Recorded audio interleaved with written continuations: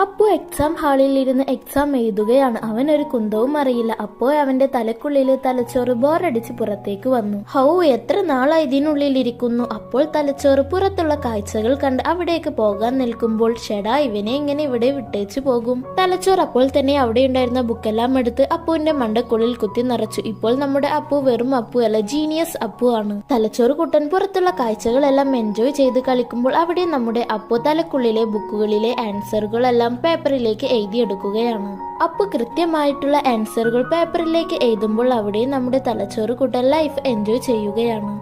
അപ്പോഴാണ് അപ്പുവിന് ഒരു ക്വസ്റ്റ്യൻ കിട്ടുന്നത്. എന്താണ് ലൈഫിന്റെ അർത്ഥം? ഇതിന്റെ ആൻസർ അപ്പുവിന്റെ തലക്കുള്ളിലെ ബുക്കുകളിലൊന്നും ഉണ്ടായിരുന്നില്ല.